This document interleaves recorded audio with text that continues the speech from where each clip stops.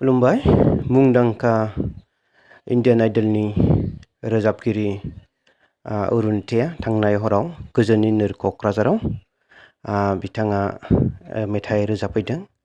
दा बिथांनि मेथाइआ गोजोननि नोगोर क'क्राझारजों लोगोसे बड'लेण्डनि गासैबो रायजो राजाखौ मुहिनि होदों।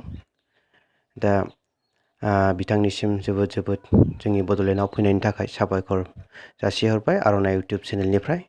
आरो दा बिथां बड'लेण्डआव फैनायनि थाखाय गोबां माखासे नेगेटिभ माइन्डनि मानसिफ्रा गोबां बायदिसिना दान्थे बिदान्थे जागासिनो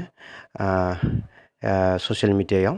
दा आं सानदों जाहाथे नोंथांमोना बेबायदि मुंदांखा रोजाबगिरिफोरखौ जायगायाव लानानै फैनायाव बेफोरबायदि दान्थे बिदान्थे जाथावा। मानो होनना बेफोरो जोंनि मोनसे थुलुंगानाय, जाहाथे इयुन जोलै जोंनि गथ' गथायफ्राबो जाहाथे बेफोरबायदिखौ नुयोबा जाहाथे गोसोआव एसे थुलुंगानाय मोनो। बेनिखायनो आं गासिबो जोंनि बर' रायजो राजा नोंथांमोनखौ जाहाथे मुंदांखा रोजाबगिरि लाबोयोबा बा बेबायदिनो मुंदांखा जानाय सुबुंफोरखौ जुदि जोंनि बड'लेण्डआव जुदि लाबोयोबा जाहाथे नोंथांमोनहा नेगेटिभ गोसो लानाङा।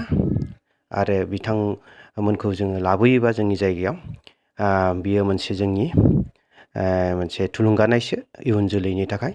बिनिखायनो जोङो बेखौ गोग्गानांगौसो जे जोंनि बड'लेण्डआवबो बेफोरबायदि मुंदांखा सुबुंफ्रा फैयो, बेखौ जोंहा गोग्गानानै लानांगौ। दा बिनिखायनो आङो गासिबो रायजो राजा नोंथांमोनखौ जाहाथे जोंनि बड'लेण्डआव बेबायदि मुंदांखा सुबुंफोरखौ लाबोनायाव जेबो गोनो गोथो जानाङा होननानै आं गासिबखौबो बर' रायजो राजाफोरखौ खावलायहरदों। एसेनोसै, गोजोन्थों।